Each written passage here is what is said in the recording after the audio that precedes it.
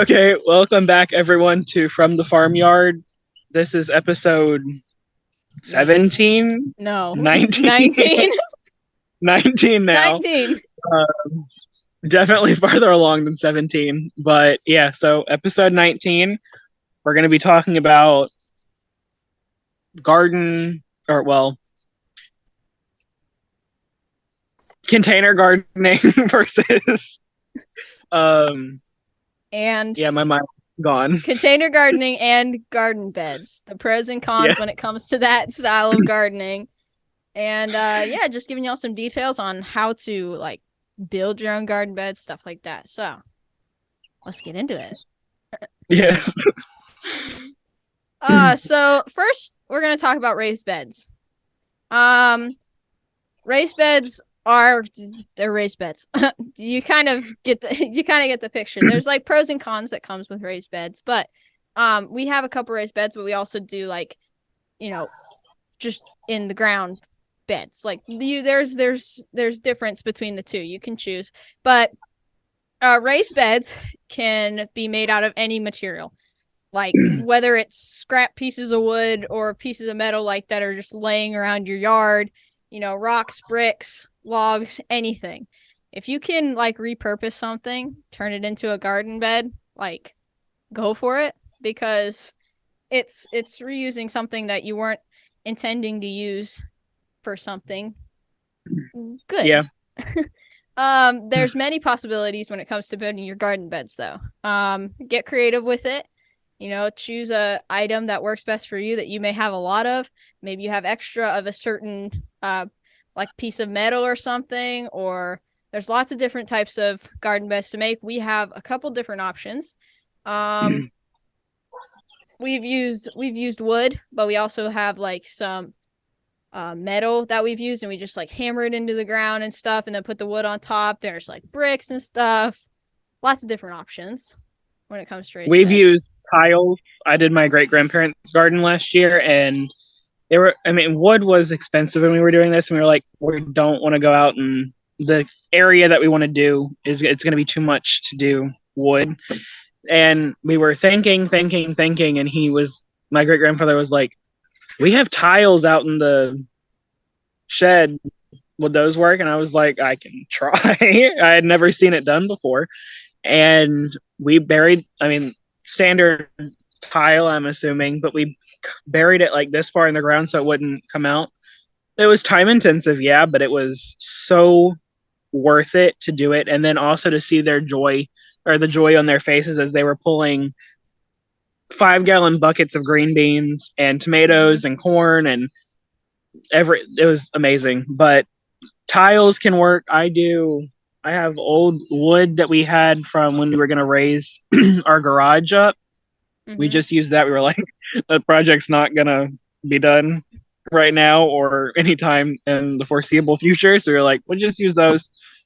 Those have worked amazing. We bought wood for our first one, which was expensive, but we were doing a 5x7, and we just got 4 12-foot boards and did the cuts, and that worked perfect. Yeah. So It's using what you have on hand.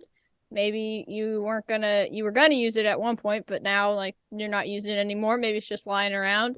Use what you have, or if you need to go to a store buy wood for a raised garden bed, you can do that too. There's lots of options when it comes to building garden beds. And you can talk to people that you know. I mean, like if you have family members who live out in the country, or you live out in the country, whatever, cut down a tree. You can literally get it. I mean, you can cut different sizes, whatever. You can use those actual logs as the side of the garden bed.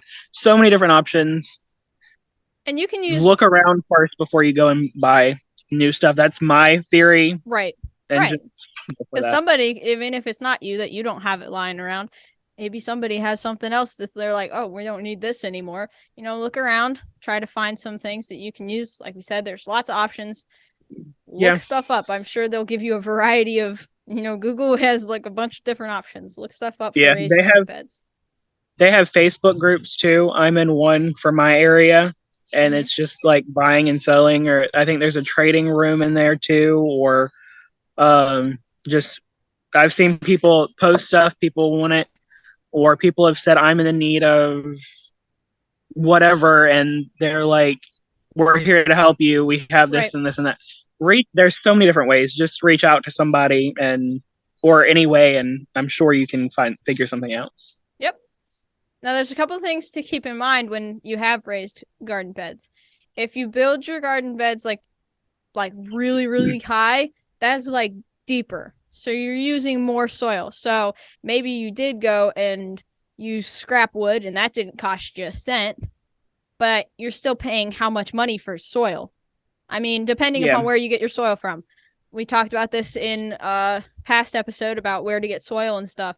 Maybe you have like a company that you can buy in bulk. Or, I mean, if you're going to Lowe's or if you're going to the places that sell like the bags of dirt, like those can be pricey per bag. And if you have really deep garden beds, it's going to cost you more to fill them. So keep that in mind. The higher, like the bigger, the deeper the garden beds, the more soil you're going to have to fill them, the more money it's going to cost. Yeah, and how many raised beds you're doing? Yeah. Depth, of course, and how like length, whatever. And my advice, if you're doing anything like waist level or even slightly below that, or probably even below like your knee, I would probably look at filling it with different things. Like I've seen people fill it with logs in the bottom, not like big logs, but logs, sticks. It's logs, sticks, leaves, pour soil, and then on top the last like 4 or 5 inches really good compost. Right. And it'll all break down, and you will have amazing soil over time. But if you're looking for something now, buying dirt is like the most, like it makes the most sense in theory. But we get our dirt from a local place, and I'm refiguring everything now, but we really only need like 1 load of dirt overall for this year. We bought 4 last year and filled up 4 garden beds, and it was, I think, $86 for like, well, it was $86 for 2 truckloads, which did all of that. And if I was going to buy that at the store, it would cost well over 200. So exactly, try to save where you can. And maybe if you know, like if you're going to go in knowing that soil is the biggest cost, which it is going to be the biggest cost overall, try to find scrap wood or whatever. Or if you're taking the soil out of a pre-existing bed and like reshaping things, you know that you won't have to do as much soil, and you want to invest in something like a better wood, something that's going to last a little bit longer, or metal, whatever. Just weigh your costs overall and see where things work. Right. And another thing is, if you're building your garden beds, like obviously, but if you're using wood to build your garden beds, like choose a variety of wood that's like resistant to rot over time, because obviously you're watering your soil, then the water's just going to sit in the soil in the sense, and it's going to be up against that wood, and that'll cause them to rot over time. So keep that in mind too. If you're choosing wood, pick a good variety of wood. But if you're not using wood, like that's a good idea too. If you have like bricks or stuff, then you're not that in the long run, in the future, you're not going to have to change out the wood just in case it did rot. So looking to the future, using bricks or tiles, like you said, that's not going to rot. So in the long run, that's a better option. But if you are using wood, like use an option that doesn't rot over time. Yeah, we have ours it's a thicker like wooden blocks. I don't know the exact whatever the dimensions of it, but we got our boards, and those, they're not rotting yet. They're definitely discolored right now. I'd say age. They're definitely not rotting though, but they're 3 years old now, and I can already see that probably in the next 2 or 3 years we're going to have to completely take those boards out. And that's not, I mean, we knew that going into it. They said this is going to rot because we got untreated. And I know that's the point that we're going to talk about. But when we were looking at everything, they were like, untreated is the best because it's not going to get it. Like, you won't be eating anything from that, like any chemicals that they spread on the wood. But then looking at, because I've heard really mixed reviews. I have not done a lot of research my own though, but uh, the stuff they use to treat the wood is okay from what I've heard from some people. Well, certain places that do it are okay, but some places they use things that are really dangerous. Yeah. So, whatever, if you want to take that route, do your own research. We've always said that. But if you want to stick to something that's going to rot and you know that it's going to rot, just be aware that you might have 5 to 8 years to before it rots. Yep. Now, next, we're talking about the pros and cons of raised garden beds. Do you want to cover the pros or the cons? I can do the cons. Okay, I'll do the pros then. So, pros of raised garden beds. It's less bending over if your garden beds are higher off the ground. So if you have garden beds that are, just tilled, it's just flat on the ground, that's bending over, that's picking the vegetables, that's, it's a lot more effort. And if you have like bad back or something, maybe a raised garden bed is in your best interest, so you do not have to bend over as much as you would with a ground level garden bed. So that's a pro. Yeah. There can be fewer weeds.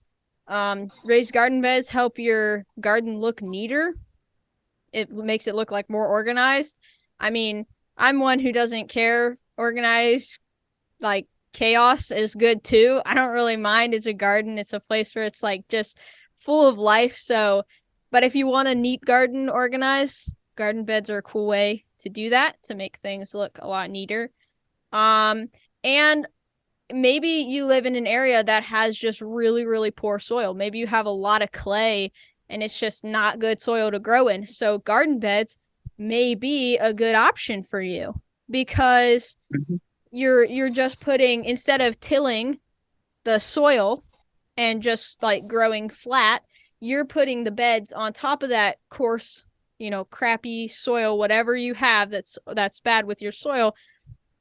And you're filling those garden beds with good soil that will actually like be beneficial to your plants.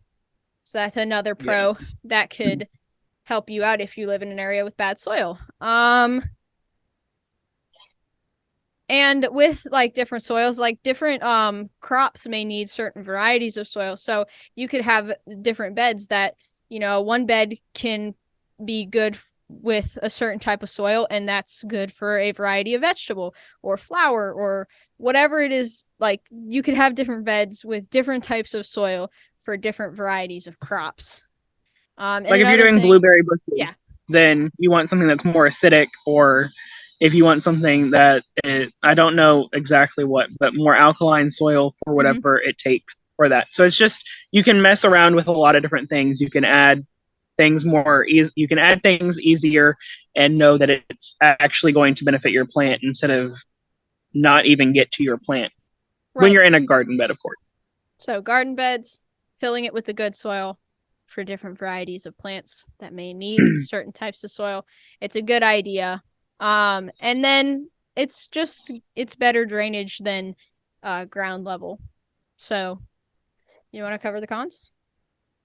Yes. As we talked about a second ago with rot is one thing that is a con. I mean, it's not like do or die. It's not something that is all that important, but it is important because you need to know when you're going to need to switch them out. I think I could probably get longer than 8 years out of that, and I'm just going to judge it based on, it's how much rain you get, watering, all of that, and how long it's staying wet if it's not drying out, whatever.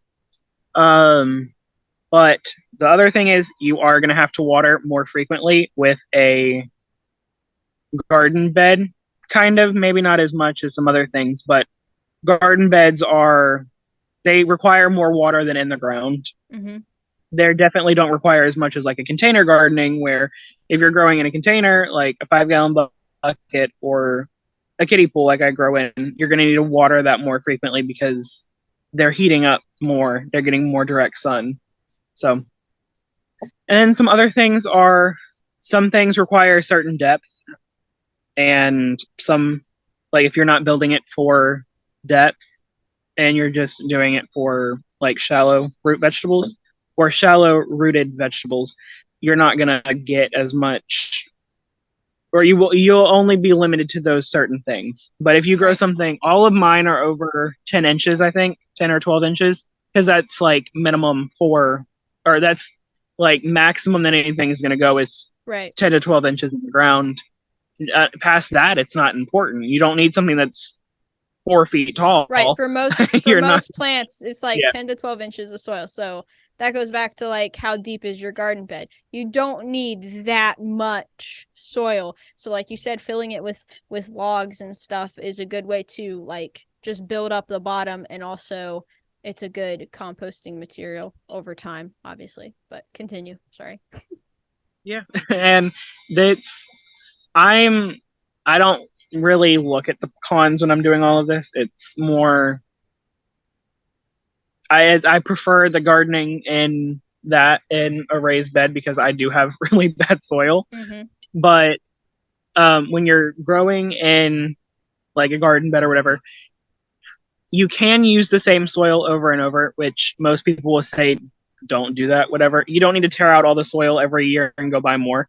Add 2 to 3 inches. You can't tell on camera, but 2 to 3 inches of really good soil. If you have more, you can add 4, 5, or 6 inches of soil and of just compost. Mix it all in really well, and it'll be fed for the entire year. You don't need to worry about amending later on.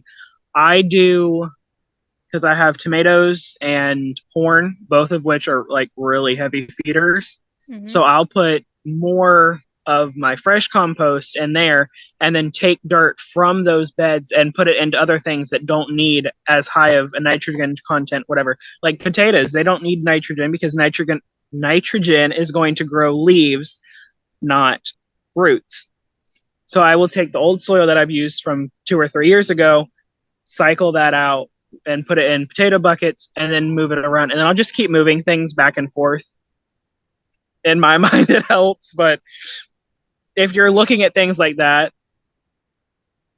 you will have to get dirt every year. It's not like in the ground where you can just, you don't need to add anything really. Right. And another con that you had kind of mentioned earlier with like the wood that you buy, like certain materials could have like chemicals in them. And you kind of talked about it earlier. Some people are concerned about like the chemicals like leaching from the boards, and it goes into your soil and then into your plants. So I mean, keep that in mind if you're building a garden bed and you don't want those chemicals in your soil, in your plants. Choose an item that would be best for you. Do your research. We say it all the time. Do your own research. We're just here to give you ideas, but in the end, it's you making the decision. You're just listening to ours and from our experience. We don't want to build. We're not going to build your garden for you because we're doing things that work for us or that we're trying out. I mean, I've literally watched every single video on what to use for a garden bed because wood was expensive. We all know this. And I was like, I'm not going to go out and spend a whole lot on wood. What else can we use? Kiddie pools work really well. That was something that I was really shocked about. If you're getting not the standard one, like the smaller one, if you're getting like the 5 foot across one, that's 10 to 12 inches of soil right there. If you fill it up a good height, leave a little bit for anything else. That's enough soil to grow corn, tomatoes, anything else that are deep roots. So look at all of that and just figure out what works for you, obviously. We are a starting point into deeper research. Exactly. And if we are your research, then take our ideas and develop them to your liking, because this is our liking, make them the way you want to and the way that works best for you. But, and you can put they have the they're really expensive, but they're the garden beds, and they're like it's almost like a table, but it's sitting up and it's like the however much growing space. Those are really expensive from what I've seen. I might not have been looking the right places, whatever. But if you know somebody who could make you something like that, promise, like, say if you like do it an old-fashioned trade, that's what I like to call it. See if they can help you grow, or if they can do all the cuts for you, make everything, and then you can grow more vegetables for them, or you have eggs that you would like to trade for it. Just trade around, see who wants to do things, and make it fun. Exactly. That's what I'm doing. I'm hoping to trade some of my turkey this year for deer meat. See how Ooh. that goes, but Ooh. That'll be good. That I'm sounds like a growing good extras trade. for that. But we have one more topic for today's episode, and that is container gardening. So, what is container gardening? Maybe you've heard of it before. Container gardening is when plants are grown in containers, obviously, but it's containers such as like pots or like buckets or kiddie pools, like you use. It's Yeah. rather than in the ground. Container gardens are usually used in more urban areas. So if you don't have a lot of space, like maybe you can't have a garden, maybe you can't build garden beds because you just do not have the space to do it. That's where container gardening comes in. You take a couple pots, plant a couple tomato plants, and voila, right there on your back deck or whatever your situation is, wherever you are, container gardening is a good way it's space efficient and it's mobile, so you can always move them around, switch the places if you need to, and it can be arranged to fit wherever. So that's Yeah. container gardening. And when I started out with my journey in container gardening, is what we'll call it, I'd watch videos of people doing kiddie pools, and Jessica from Roots and Refuge, I saw her video where she did like a little small kiddie pool for her kids. And, well, I think it was the 5-foot one, and she did peppers, dwarf peppers, basil, and I think zinnias. And it was like, she called it like a pizza garden because it was stuff that you could use for a pizza. Mm-hmm. And it was safe for her kids to go out there and eat them. But I started with that, and I was like, hey, I see what you've grown. Let's see what else I can grow. So I did pumpkins in there last year, watermelon. This year I'm going to do, I can't remember what I'm going to do because I wrote that list a long time ago. But I'm going to be trying out different things, and I'll show you all of this, of course. But try some different things. With our buckets, we were looking at different things online, and Chick-fil-A will actually give you their buckets. You want something food grade if you're doing a 5-gallon bucket. Just a heads up and all that, just so you know that there's not been any chemicals in there. So food grade buckets, but Chick-fil-A will give them to you for free. A lot of the times they'll ask you what you're doing with them because they're genuinely interested. And then you just have to be willing to go up there and pick them up, like regular intervals whenever they're using them. And then drill holes in the bottom of anything that you're using, kiddie pools or buckets. But look around, look online. Maybe you can find some for cheap, or if you know somebody who's getting rid of a kiddie, like at the end of the year, literally the end of the year is the best time to go looking for kiddie pools because people are throwing them out because they're cracked, because they can't hold water, whatever. Go out and just talk to different people, or put something out on Facebook saying, hey, I'm looking for kiddie pools, like damaged kiddie pools. You don't have to use them for water. Use them for a garden. That's my mind goes straight to gardening. We drive past properties or whatever, and I'm like, that's so much garden space for this and this and that. Exactly. It's just what I do. But anything can work for it. You can use an old cooler. You can use the 35-gallon totes. You can use anything. Just get creative. But use what you have on hand. If you're not using it for its purpose, use it for gardening. If you have something in your backyard, like we said, like pieces of wood, build a garden bed. If you have buckets or kiddie pools that you're just not using anymore, use that as for containers for gardening. There's lots of ways you can build your own garden. Lots of ways. It doesn't have to be the same garden as everybody else. Other people have different situations that they're growing in. if you have less property, container gardening is just maybe a better option for you. Whereas if you have more property, maybe you can have more raised beds, or you can have in ground, you could have fields of crops, you know? It all depends on your situation and your scenario and your area. Grow what fits your needs best. And also with that, I know we've talked about this, but don't grow something just because somebody else is growing it. Like if your neighbor is growing peppers and you don't like peppers, don't grow peppers. There's no need for you to grow peppers. If you're not going to eat them, you're taking up space for something that you're going to eat, or that you're not going to eat. So if you like tomato plants, plant extra tomatoes, or whatever. Whoever is eating the stuff, if you don't have anybody in your house or anybody you know who will eat this stuff, don't eat it, or don't grow it. If you grow it once, you don't like it, try again the next year. You might like it. Maybe it was just poor quality, like conditions were awful.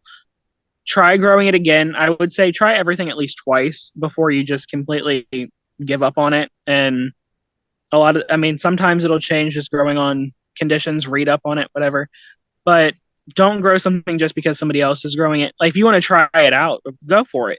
But don't just grow it because you think it would look cool or whatever. Mm-hmm. Grow what you're going to eat. That's what gardening is all about, is growing what you, or eating what you grow. And if you're not eating it, then it's not, the cycle stops. There's no continuation of it. Yep. I think that's everything for today's episode. Do you want to outro this?